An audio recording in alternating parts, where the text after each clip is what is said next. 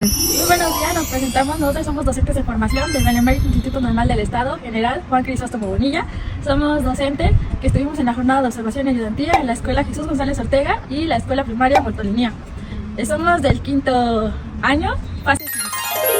Hola, Yami, ¿cómo estás? Bien, ¿y tú? Qué bueno. Hola, chicas, buenos días. Buenos días. ¿Cómo están? Bien. Ay, qué bueno. ¿Cómo les fue su jornada? Nos fuimos En bien. nuestra jornada de observación. Pues nos fue muy bien, fíjate que fue una experiencia muy bonita y muy agradable porque aprendes mucho. Yo creo que es muy diferente el estudiar cómo los niños pueden tener esas interacciones y obtener esos aprendizajes en el aula. Siento yo que es muy significativo porque como docentes en formación inicial pues debemos de tener esas oportunidades y fíjate que nos fue muy bien. ¿A ustedes cómo les fue?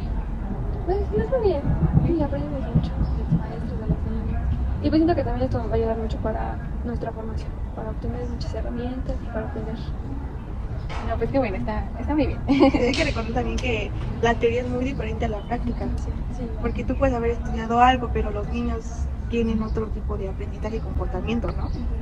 ¿Cómo les fue a ustedes en su jornada? Pues yo creo que muy bien, aprendimos mucho de lo que es la maestra, también de los niños también saben más y pues está bien, porque luego a veces la maestra no sabía temas, pero los niños como ya están muy involucrados en las redes sociales, siempre están viendo TikTok, que no sé qué, o sea, ya empiezan a hablar de temas a más a profundidad y eso es lo que más nos sorprendió.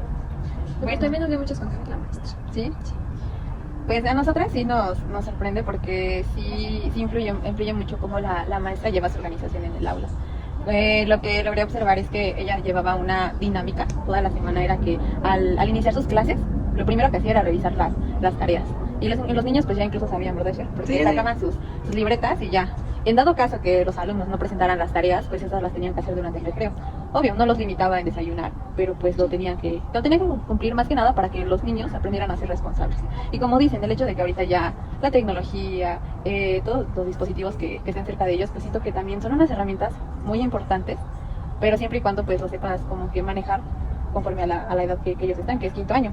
Y de Sí, hecho, como saber adaptar. Exactamente. también lo que vi fue que, por ejemplo, si los niños no hacían la tarea, o sea, ellos mismos inconscientemente llegaban y luego lo hacían, si les daba tiempo lo hacían en la mañana antes de que llegara la maestra, ¿no? Y cuando la maestra revisaba las tareas, no solo revisaba la tarea como tal, revisaba que tuviera título, que tuviera ortografía, que estuviera bien estructurado, que revisaba procedimientos, ¿verdad? Exactamente. Y eso era lo que hacía básicamente al iniciar. Esa era su organización de la semana, que revisaba todas las tareas al inicio de clases. Ya después pues continuaba con lo que era su planeación. ¿Ustedes llevaban a cabo su planeación la docente? Pues mira, llevaba una secuencia de actividades, sí tenía una organización con las actividades, pero nunca pudimos percatarnos como tal de una planeación. Nunca vimos que tuviera su planeación. Sí seguía un orden de las actividades, tomaba en cuenta también el horario, las materias que tenían y todo eso, pero no vimos como tal que llevara una planeación o que sacara la planeación para ver qué temas se le olvidaba o qué actividades iba a poner. Como, no sé si lo tenía anotado en otro lado, pero planeación nunca vimos. No, a nosotros nos había comentado que no, que la organización no la revisaba. O sea, la hacía porque se la pedían, que la Sí. tenía que hacer. Pero como tal no se guiaba en la organización. En lo que se guiaba eran los conocimientos que deberían tener los niños de quinto año y implementaba diferentes contenidos. Lo que ocupaba eran los libros de texto gratuitos que les daba el gobierno, eso sí los ocupaba. Pero no utilizaba la planeación solamente una vez. Vimos que sacó, ¿no? Para sacar unos ejemplos que tenía ahí. Fue la única vez que vimos que se sacó. Sacó su planeación. Sí, y es que fíjate que a veces es complicado como docente porque, aunque como ya lo decía, aunque tú quieras llevar una planeación y puedas llevar a cabo muchas estrategias y más que nada el llevar tus trabajos ya planeados con didácticas, materiales, ella decía que a veces es complicado porque tienes incluso que improvisar. O sea, si los niños no están comprendiendo el tema, ¿tú qué vas a hacer para que los niños comprendan? Eso lo vimos con el tema de los números enteros y decimales, ¿recuerdas, Cher? Ajá, también porque ellos no sabían identificar unidad, decena, centena. Entonces la maestra se tuvo que regresar y dijo, no, a ver, pausa, tenemos que hacer una tabla para identificar y en base a esto ya vamos a ir avanzando. Entonces siento que sí es importante la planeación, pero a veces sí debes de improvisar porque no sabes qué es lo que se puede intervenir ahí. Pues fíjate que hablando de improvisar, también fue lo que nos mencionó nuestra maestra. Nos dice que también entre las cosas que debemos aprender a hacer es saber improvisar. Porque ella tomaba en cuenta mucho los tiempos. Y de hecho nos puso un ejemplo de que a lo mejor hizo ella una actividad de unos 30 minutos y los niños la hacen en 15 minutos o a veces la hacían hasta en una hora. Y a lo mejor ahí era donde entraba la improvisación, ¿no? El saber a lo mejor si acababan antes, qué les ibas a poner a hacer después. O si se tomaban el tiempo, o si se tomaban más tiempo, pues cómo ibas a a realizar las otras actividades, las que faltaban, porque únicamente ponía un tiempo determinado para hacer una actividad. Y pues eso nos puntó mucho eso de que saber improvisar. Es lo que nos recomendó mucho la maestra, porque también nos dijo que si una actividad no nos llegaba a dar, que tendríamos que modificarla, porque a veces los alumnos no, pues ya no, o sea, se aburren, no lo quieren hacer, no lo entienden, y pues la maestra, pues a veces sí se le llega a complicar, pero siempre a su planeación se tiene que andar modificando cuando llega ese problema. Pues fíjate que de acuerdo a la lectura de Cañal 2018 menciona que debes de seguir estrategias para que los niños sepan identificar de mejor manera los temas, que se les sea como que fácil saber a qué se refiere cierto contenido que la maestra va a llevar a cabo. Pues la maestra siempre nos decía que para hacer su planeación, bueno, los contenidos y abordar con nuestros proyectos, es abordar las problemáticas que existen en su comunidad. Y de hecho la maestra, como ya lleva creo que más de 8 años ahí trabajando, ya conoce cada uno de sus alumnos. Nos había dicho de que no, que Josué, sus papás son estos, que Dana se queda solita con su abuela. Y siempre nos decía eso, que y también implementaba mucho lo que era la tecnología, porque sus papás trabajaban en las tardes y siempre se quedaban solos pues casi todo el día. Y lo que les hacía era dejarles tareas que involucrara estar viendo pues lo que era el celular, porque eran lo que más estaban metidos. Y por eso, pues apenas cuando hizo el proyecto de migración, fue cuando hizo como entrevistas que le hicieran a sus papás, que platicaran, y casi siempre las tareas, o sea, así que involucraran a sus papás, las dejaba los fines de semana, porque entre semanas sus papás no estaban y no los apoyaban. Y pues aquí entra mucho lo que dijiste hace un rato de saber conocer, porque ellos deben de conocer a sus alumnos, ¿no? Conocer cómo son, conocer a lo mejor sus gustos, sus intereses, pues también para que les interese, porque lo que dijo Yami también hace un momento. Si no les interesa, como que no le van a encontrar gusto para hacer la actividad, entonces también debes de tomar mucho en cuenta el conocer y tomar en cuenta sus intereses y todo eso. Sí, también hubo una vez que la maestra nos comentó, ¿no? Que las primeras semanas que ella lo que buscaba es conocer a su grupo lo más rápido posible para saber qué problemas tiene cada uno y cómo integrarlos a cada quien, ¿no? En las diferentes actividades, porque uno no sabe si un niño tiene problemas barreras de aprendizaje y pues no lo puede implementar como todos los demás, porque lo importante aquí es que los niños aprendan los contenidos, ¿no? Sí. Entonces yo creo que la maestra también nos comentó eso, que debe conocer su grupo lo más rápido posible. Sí, que debes adaptar tus actividades de acuerdo a tu grupo y que esas actividades les puedan servir a los niños para entender más rápido los temas. Sí, pero pues yo sí me cuestiono mucho en el qué debe saber un maestro. O sea, yo siento que debe de en sí saber los conocimientos básicos, porque en base a que él sepa los conocimientos básicos, pues vas a saber implementar correctamente sus clases, ¿no? Claro. También tomar en cuenta los conocimientos previos, ¿no? Lo que pues a lo mejor ya tienen como noción o lo que no saben o pues lo que sí saben. Sí, exactamente. En saber, nos dijo la maestra, que tienen que conocer a su alumno, conocer las metodologías, conocer el marco legal, el programa analítico, el programa sintético, saber cómo adaptar y sobre todo saber improvisar, que eso es lo más importante que puede llegar a ocurrir en alguna clase. Sí, y es que fíjate que del programa sintético se deriva el analítico. Entonces, sí, el analítico se debe de contextualizar sí en sí en la comunidad en donde se encuentre tu escuela primaria. Sí, porque siento yo que el hecho de que tú estés, por ejemplo, en una escuela rural, no puedes implementar tanto la tecnología porque a veces no tienes esos materiales, no tienes esos recursos, incluso a veces se va la señal, o sea, son muchos factores. Entonces, siento que sí hay que saber adaptar y contextualizar las clases de acuerdo a la comunidad en donde te encuentres. Pues fíjate que tocando ese punto, la maestra nos puso un ejemplo. Estaban viendo el correo electrónico y pues nos puso igual el mismo ejemplo de si estás en una zona rural, no le vas a poner correo electrónico. Obviamente lo vas a adaptar a lo mejor con el ejemplo de una carta. Y pues Ok. también se debe tomar mucho en cuenta el contexto y el lugar en donde estás. Sí, Jimé, pues fíjate que eso que estás mencionando siento que fue un recurso que ocupó ella para la enseñanza, ¿no?